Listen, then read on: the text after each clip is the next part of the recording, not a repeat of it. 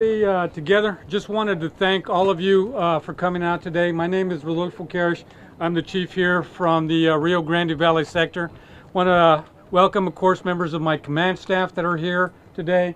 Some very distinguished guests, including Senator Cruz, and also do have the Director of Marine Operations out here, Mr. Cabrera. They're going to be speaking shortly, as well as Ms. Ana Bulnes from the Honduran Consulate's office here. But before I start talking about border safety and the reason that we're out here, I really want to give a round of applause to the men and women who do this every day. Because you had an opportunity to go out there today and not only see it from the side of the migrant who's coming over in the conditions they face, but also the rescue operations that my men and women do day in and day out. You heard the supervisor from Borstar who was talking about their specialized unit of what they do. But this plays out. Rescues of migrants, rescues of U.S. citizens, rescue of citizens in this country play out daily from Brownsville, Texas to San Diego. So I just wanted to take this opportunity to thank all of them for what they do. So a round of applause, please. So we are here today is to talk about border safety. This is an initiative that we launch every year, specifically in the summer, is to talk about the dangers of this environment. At the end of the day, it's not our decision as to whether or not that person decides whether he's going to sneak across that border. That's their decision. But we can come together is to try to put out information to where if we can keep them out of a river, if we can keep them out of a trunk of a vehicle, out of the back of a tractor trailer or a train to where it's going to save their life, that's what we need to do. We also need to showcase the capabilities of what our agents do every year in saving lives. Here in RGV alone, this fiscal year,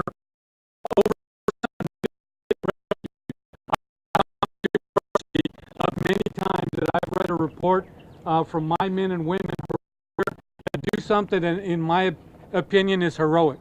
We all abhor death. We don't want to see any deaths on the border, but we also recognize that they do happen. But to give you a specific example of our life-saving abilities, a couple of weeks ago, a 6-month-old child with her mother coming across a very poorly inflated raft.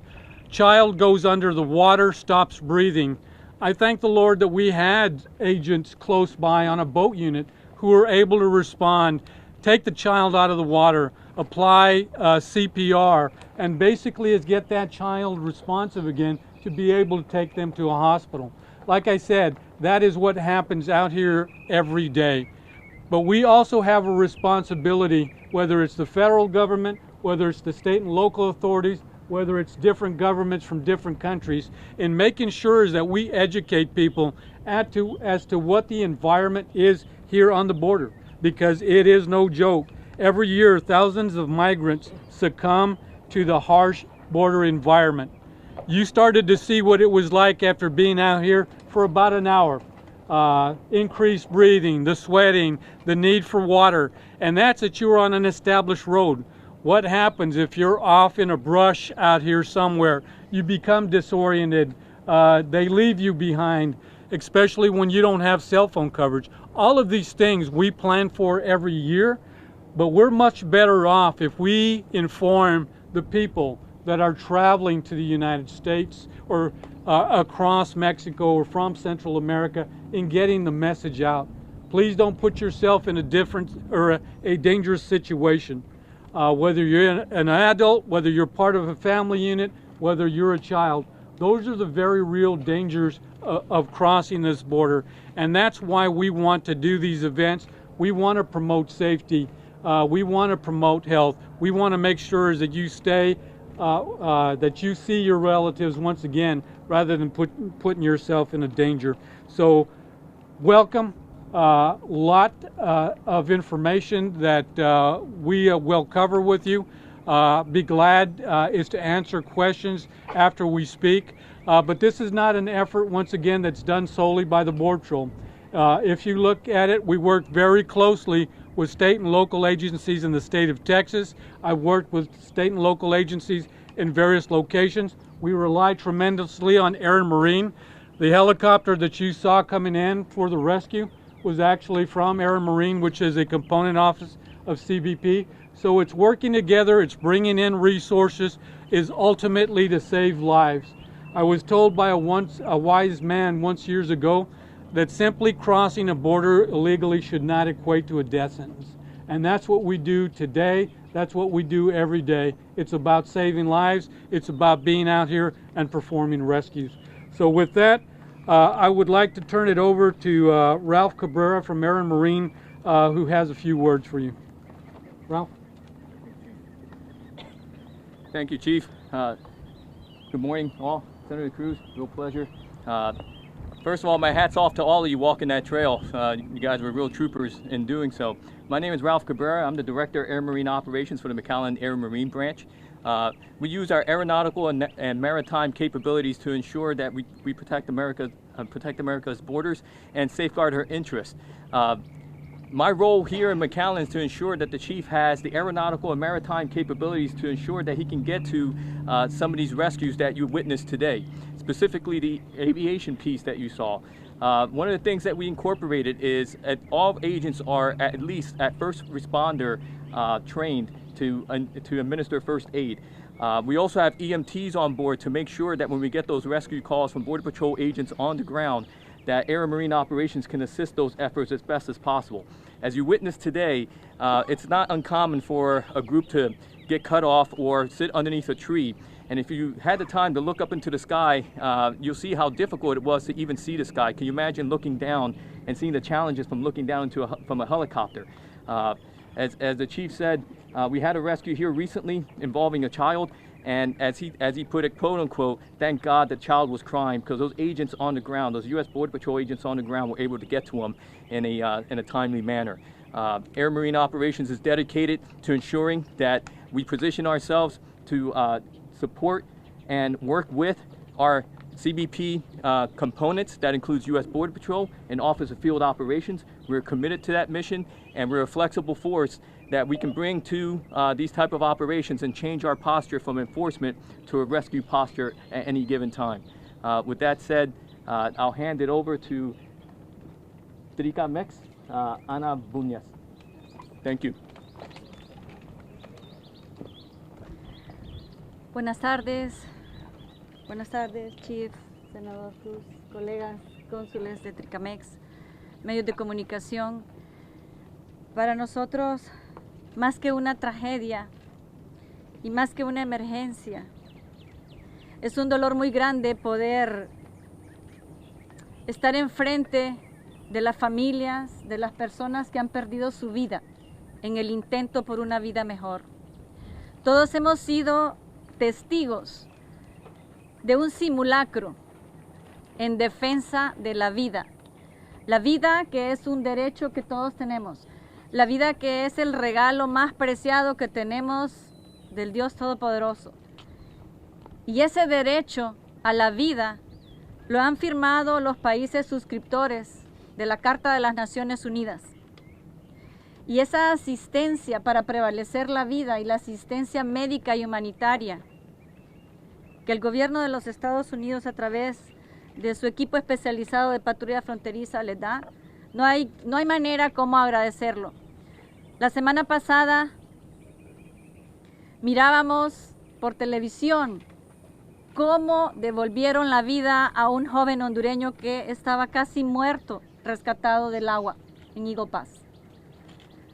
¿Cuántos han muerto recientemente en este sector? También muy recientemente visité a una mujer que venía embarazada, 9 meses, y llegó al hospital y dio a luz su bebé sin vida. No arriesgar la vida, piden nuestros gobiernos a nuestros compatriotas, ni la de sus hijos. Ustedes, medios de comunicación, son los más indicados para poder informar a la población.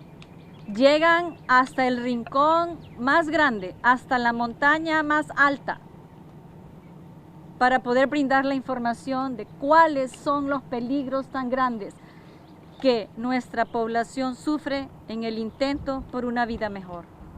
Gracias. And now it gives me great pleasure to introduce Senator Cruz, who will address the media. Thank you, Chief. Let me first of all start by thanking all of the good men and women of Border Patrol and ICE and CBP who risk their lives. Y'all have an incredibly difficult job. It's an incredibly important job, and an awful lot of times, it's a thankless job. And I want you to know, on behalf of 28 million Texans, we're saying thank you. We appreciate your standing up for this country. We are seeing an absolute humanitarian crisis on the border. This is unconscionable, what is happening. The last month, in the month of May, over 144,000 people were apprehended in 1 month, in a single month. This is a crisis. And unfortunately, this is a man-made crisis. The responsibility for this crisis lies directly on the United States Congress, on loopholes that Congress has put into law that are encouraging far too many people to make this arduous journey.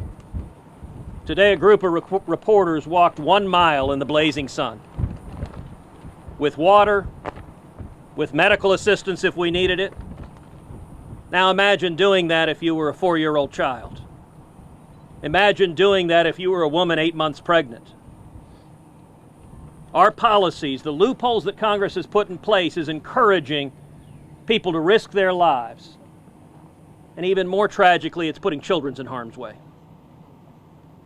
Earlier today, I visited the Central Processing Center here in the Valley, visited the McAllen headquarters.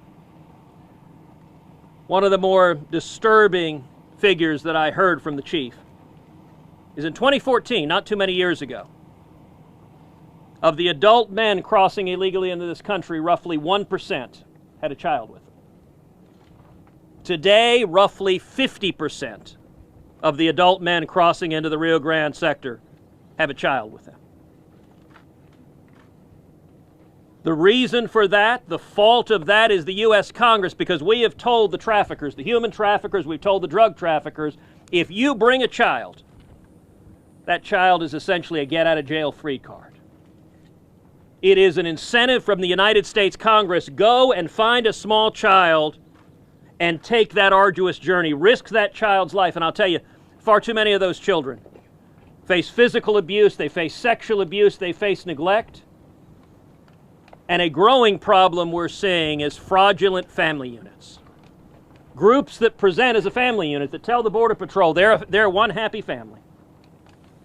There was recently a pilot program done in the Rio Grande Valley using rapid DNA to test family units that said they were family units. It found roughly 30% of those family units were fraudulent. In other words, the adults weren't related to the kids. We're hearing more and more reports of horrific things like children being rented to those crossing illegally. You know, this is a political environment where a lot of politicians like to talk about their enormous compassion, their enormous virtue. Let me tell you, nobody who is compassionate, nobody who is virtuous, nobody who gives a damn about human beings would want even a single day to perpetuate these loopholes and put more children in harm's way. We ought to be angry. We ought to be angry at politicians that wash their hands of this problem. You know, every time I come down to the Valley, every time I come down to the border, I try to visit with Border Patrol agents, I try to visit with law enforcement, local leaders. What I'm hearing in South Texas and all along the border is this is a crisis that is overwhelming our ability to deal with it. It's overwhelming our infrastructure. It's overwhelming our healthcare system. It's overwhelming just here in the Rio Grande Valley. Chief told me that on average, 1 woman a day, they're taken to the hospital to deliver a baby. On average, 1 a day. Imagine being 8, 9 months pregnant, making that journey. I visited with too many South Texas ranchers and farmers that have found the bodies of people abandoned, children, pregnant women abandoned to die. It is time to end this crisis, and the only way we'll end this crisis is for Congress to stop the political posturing and solve the problem, close the loopholes, so that children are not subject to exploitation as they are right now. With that, we're happy to take questions.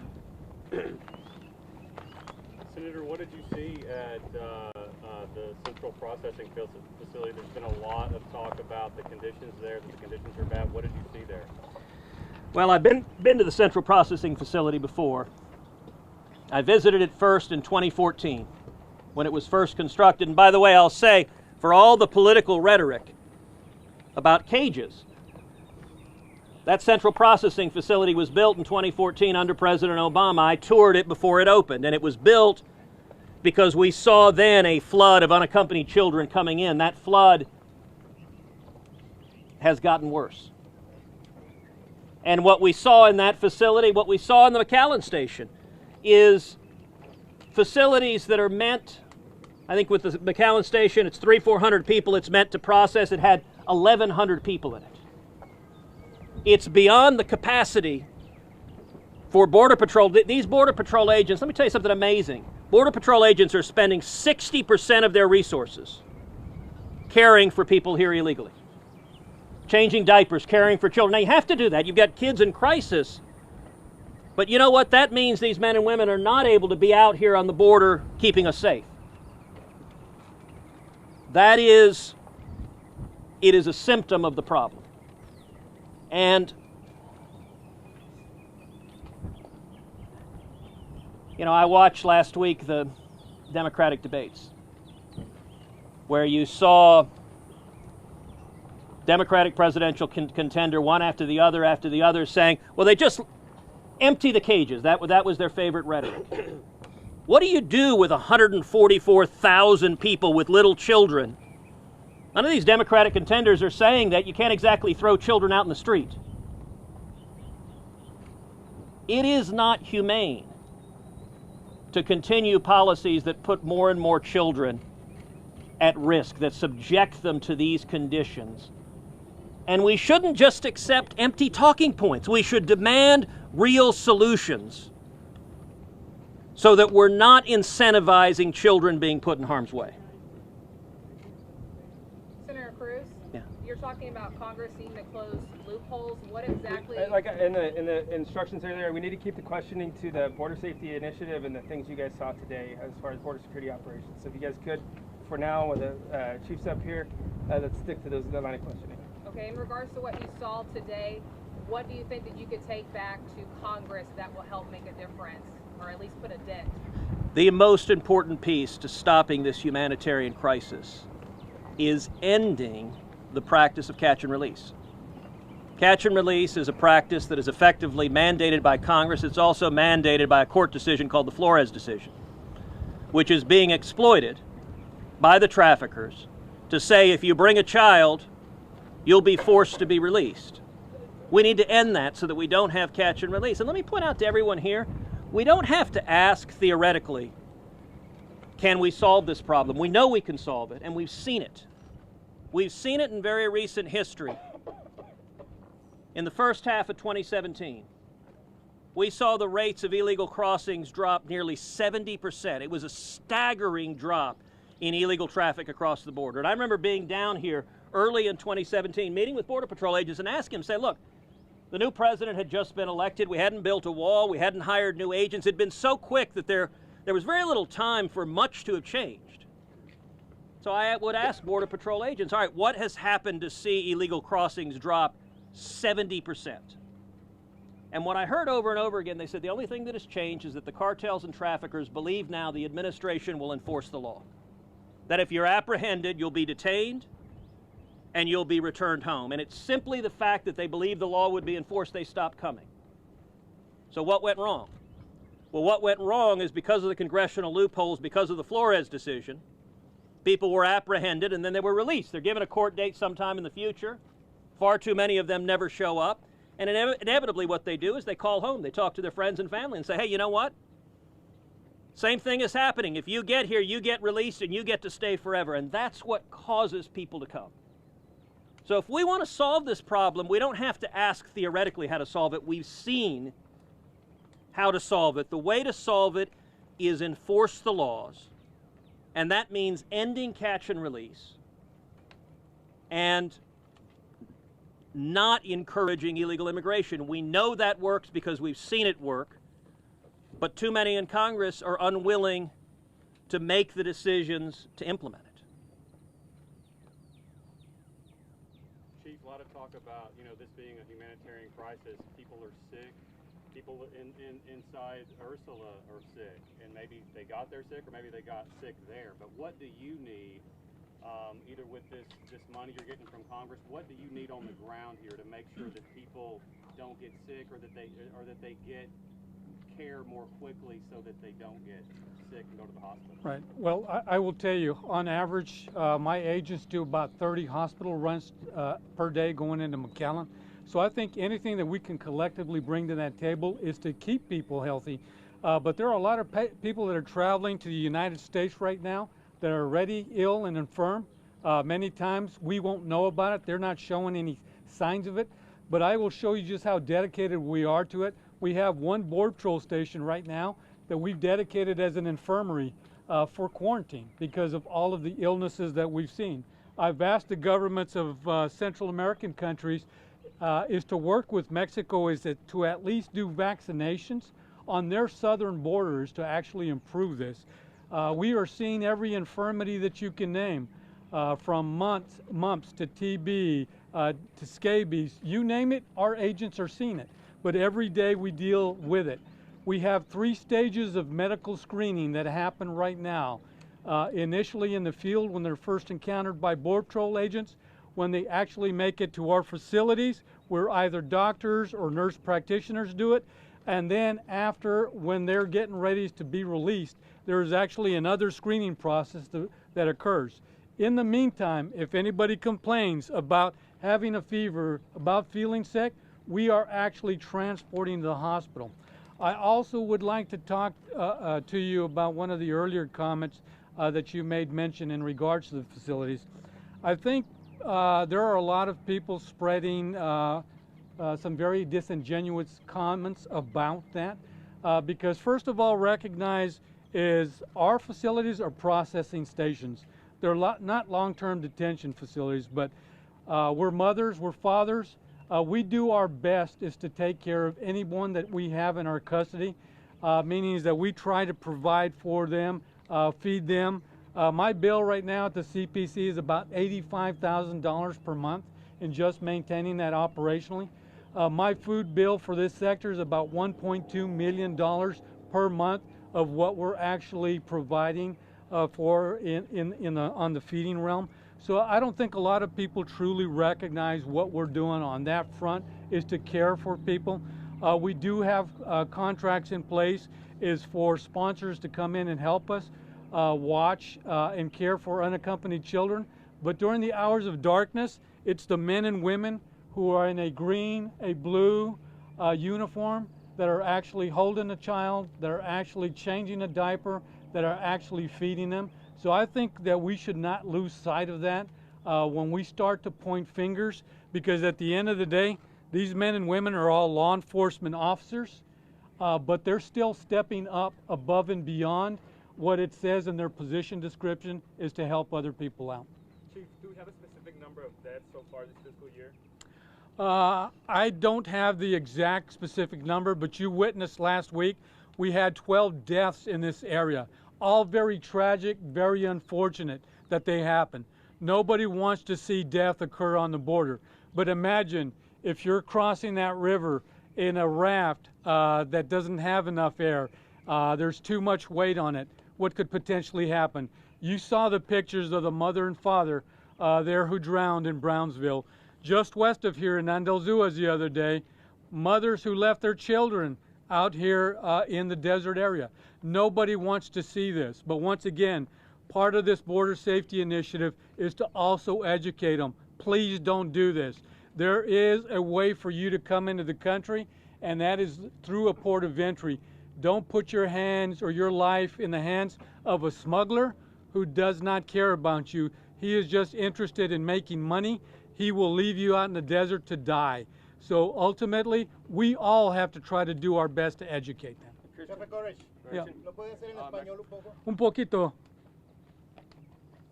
¿Tiene usted una pregunta? Adelante, no, yo creo que un resumen breve. Sí, nosotros solo estamos hablando de los riesgos aquí de cruzar la frontera y todos los retos que tenemos nosotros. Abajo de todo es la responsabilidad también de adultos que tienen niños que no deben cruzar en una área como este o por el río. Hay otros medios de entrar al país, pero nosotros todos también tenemos que pensar que hay consecuencias para las acciones de nosotros. I had a question over here. Yeah, what's the recent numbers? Senator Cruz mentioned 50% of adult males have a child. What Yeah. are the recent numbers on fake families? And also the DNA testing, is that coming back to the Valley? Well, we've done a pilot test with Homeland Security Investigations. I absolutely want to see it come back. But once again, this is something that they'll have to roll out through the country. I think there's tremendous benefit in it because there are a lot of people. As a matter of fact, when we actually did the rapid DNA, you'd be surprised at the number of families who actually came up and said, this is not my child. So we've had over 1,200 interviews here in this sector alone. We've discovered a number of fraudulent family units that we're seeking prosecutions on because once again, they're exploiting our immigration laws by knowing is that we're not going to be able to hold on to them for a period of time and wanting to is to explore a loophole in the laws. Yes.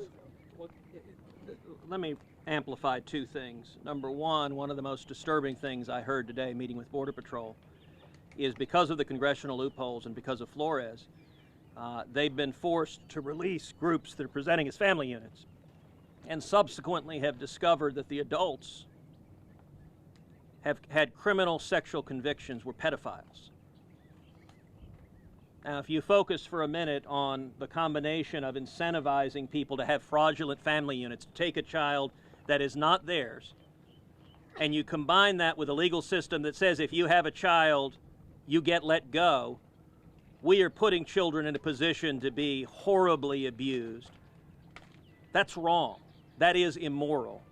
And let me say, secondly, there was a question earlier about health conditions. One of the things I hear consistently in South Texas and across the state is concerns about the health conditions, concerns about people coming in with flu symptoms, with other communicable diseases.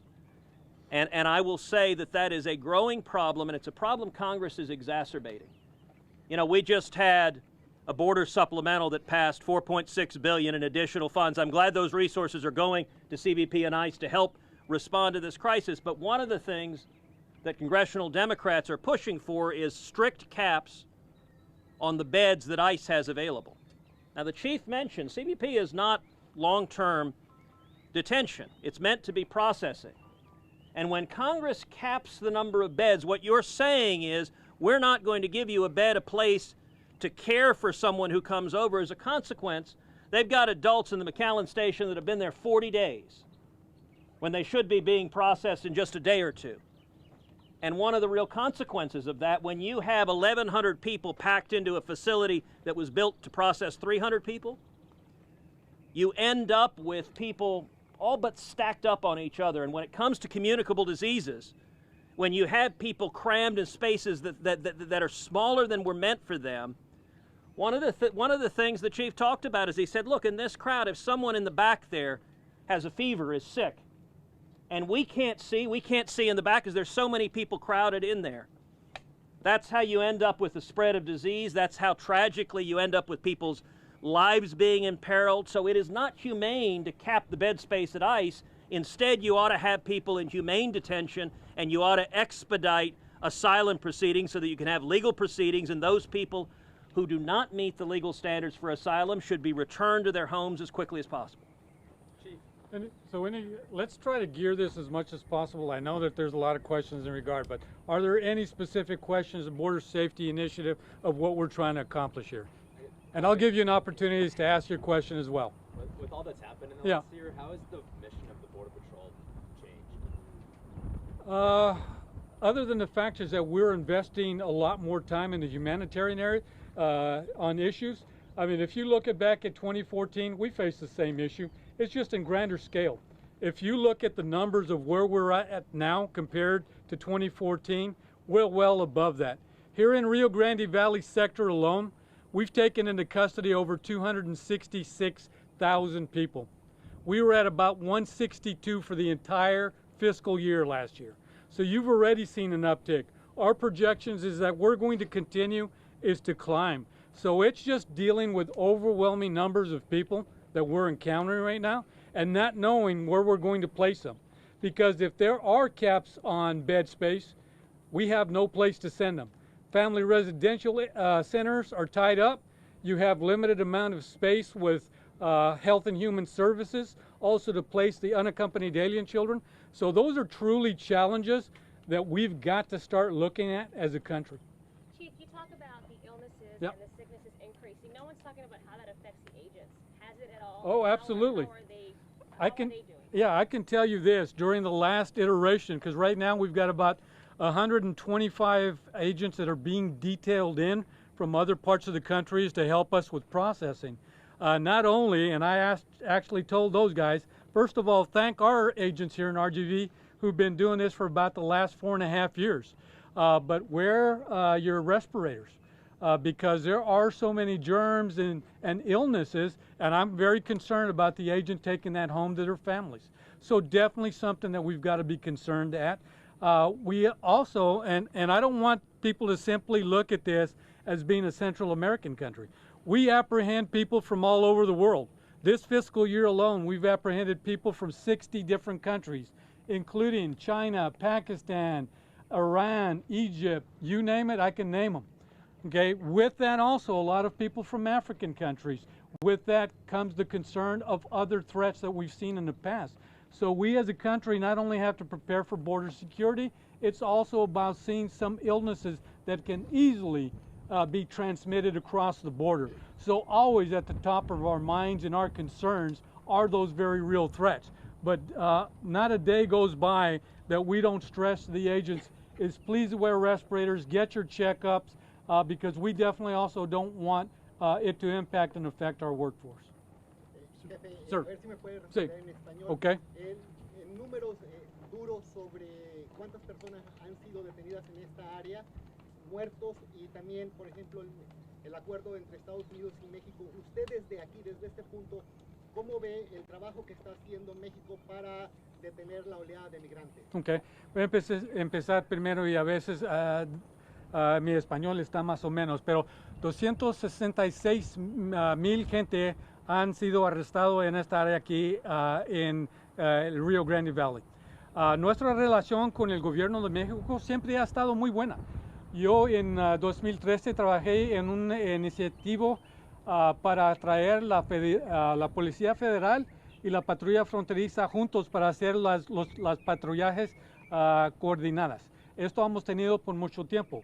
Ahorita estamos viendo que México sí quieren trabajar con nosotros tocante el rescate de los inmigrantes que están llegando aquí de Centroamérica. Nosotros hemos visto que se han bajado los números un poquito, pero tenemos que ver también más de 30 días para ver que sí hemos tenido suceso con esto o si solo es, como se dice, un anomaly que tenemos. To follow up on that, Yep. you guys assisted from Mexico, you're Yep. getting assistance from other troops coming down. Are the numbers changing at all? Are the conditions changing at all here in the valley? Well, we had a slight dip in traffic, but once again, I've cautioned everyone, too early to tell, because remember, in this initiative that Mexico launched, will not have taken into account the people who are already in the country. So they are sending a number of their resources to their southern border, but at least for the next 30 days should be a good indicator as to whether or not those efforts are really going to pay off. After that point, if we see that significant drop, then we know that they're going to have more of an active part in this, as is Guatemala and Honduras. We had both governments here last week who have pledged their cooperation, especially on the family fraud that's coming out of their countries. What's the latest on the numbers of troops that we have here in the valley? As far as military, I would probably say it's in a range of somewhere between 300 to 500. That number fluctuates. I can tell you that the National Guard, and I was just having this discussion with Senator Cruz, has helped us with logistical efforts, engineering efforts of clearing brush, roads, of helping us repair infrastructure. I can tell you that they've helped us with air support. They have freed up agents from camera rooms to be able to go back to the border.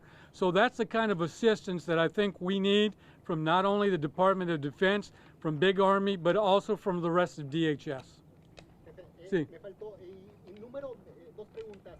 El número de personas que han fallecido en esta región y la segunda, ¿cómo se prepara la patrulla fronteriza para casos trágicos?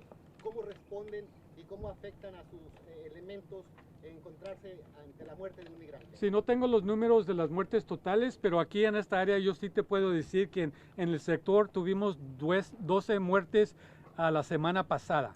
Okay. La otra información sí le podemos dar. Y usted ahorita vio how shall I say, the method que nosotros preparamos con los agentes. Agentes que tienen, ¿cómo se dice?, especialidades en el entrenamiento, en cómo ellos están haciendo el trabajo. Trabajando muy cerca con Air and Marine, que fue la aeronave, el helicóptero que vino aquí a rescatar. Estos son cosas que nosotros practicamos todos los días. Tenemos nosotros EMTs, como usted dio a escuchar, también paramedics. Tenemos muchos agentes que tienen mucho entrenamiento en las cosas de salvar vidas. Y en la parte emocional, ¿cómo enfrentan eso? Pues eso es la cosa más difícil, porque uno puede pensarlo. Si uno encuentra a un menor que está fallecido, esto siempre va a estar con usted. Yo siempre le digo, cuando yo fui un oficial de policía muchos años atrás, la muerte de un infante o de un menor siempre te va a afectar mucho más que cualquier otra persona. Okay? Right now y'all are dealing with the humanitarian mission. Does this mean that more narcotics and people with criminal histories are entering more easy? Absolutely, because when you have 60% of your workforce dedicated to humanitarian, and I haven't really even addressed the rescue period, because now we're getting to the rescue months where we'll actually be sending out more agents, is to do that. So out of that 60-40 split, that means I only have 40% of the workforce is to dedicate to the border security. With that, you've got hard drugs, you've got marijuana that still continue to flow. You've got criminal aliens. Year to date, 258 MS-13 gang members, 96 18th Street gang members. Not a day goes by that I don't see a report for someone that we've taken into custody that has an active warrant or arrest warrant for murder, for sexual assault, for some other crime here in the United States. So that's the reality of what we faced and why I have not collapsed those checkpoints, because there are still a lot of bad people and bad things that are coming into this country. And Chief, cocaine is up, Yeah. heroin is up, meth is up, fentanyl fentanyl. is up, Yeah. and if we don't get serious about solving it, those problems are only going to get worse. And though I can tell you that marijuana seizures are down, my men and women so far this year have seized over 91,000 pounds. And do you think it's down perhaps because more are getting through? It could be any number of things. If you look at a lot of states who have legalized the recreational, the medical, there are any number of given reasons as to why that's down. But there could also be that factor as well. We don't intercept everything that we detect, or sometimes we're not going to detect everything we see. We're having to base that on information that we get from other sources. Thank you. And that's all the time we're going to have today. Yep. Thank you guys for coming out. Una última, last one. Bueno, voy a tratar de ser breve. Yo vengo de México, hago artículos para la Secretaría Nacional de Prensa. Tengo una observación y una pregunta muy breve. Hay una estrategia en esta iniciativa de seguridad que estén contemplado en una manera de inteligencia de mercadotecnia, algo así, que vaya con el objetivo de que la gente cambie su ideal de cruzar. O sea, lo digo ¿por qué? Porque como lo comentaba el senador, la gente no está comprendiendo los riesgos porque quiere decir que el mensaje no les está llegando. Entonces, si el mensaje les sigue sin llegar, esto que ya se está desbordando, se va a seguir desbordando más. Como ejemplo le pongo, hace poquito tiempo escribí un artículo y le cambié en lugar del Valle de Texas, le puse el título El Valle de la Muerte. Entonces mucha gente empezó a escribir de por qué le llamaba el Valle de la Muerte. Entonces me di cuenta que cuando la gente comprende el riesgo que va a tener, o sea, se le cambia la forma de que se vende la idea para la gente vaya comprendiendo, o un ejemplo de que antes le llamabas el sueño americano, ahora llámale el falso sueño americano porque ya no es, porque te vas a morir. Y para terminar, como la gente le llama internacionalmente, porque me ha tocado cubrir otros países, le llaman la crisis de migrantes, pero en realidad cuando ahorita nos hacen dar este tour, estamos viendo que la crisis pues es de oficiales, porque los oficiales tienen que desplazarse más, tienen que hacer más esfuerzo, y para vender la idea no nada más fuera, sino aquí al pueblo americano, que en realidad la crisis es de oficiales, los que están en riesgo son los oficiales. Está bien hacer gente que viene para acá, pero como se les está dando trato de víctimas, entonces la pregunta es, ¿hay algo que se esté considerando para tratar de disminuir mentalmente la intención de venir al país? Sí, por supuesto. Este iniciativo ya tiene desde 1998, que ya tenemos una campana. Ustedes me van a tener que ayudar. ¿Cómo se dice en español Public Service Announcement?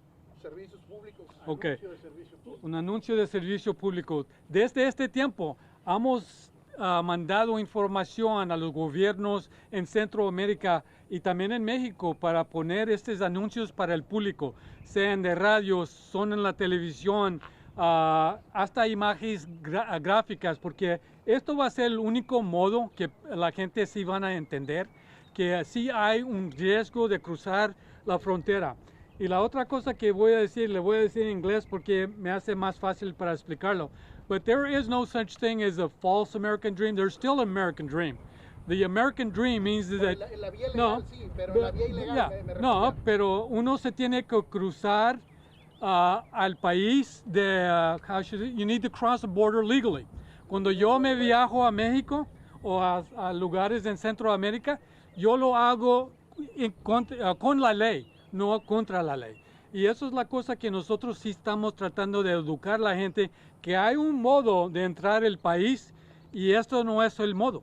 Pero ellos también tienen que tener la responsabilidad de padres y de adultos que no se van a poner a sus hijos y a menores en una situación así. Gracias. Okay? Thank you very much. Thank you, sir.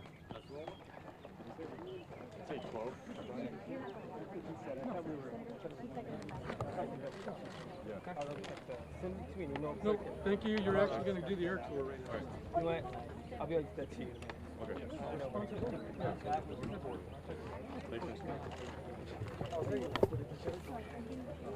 No, John Moore. Big John.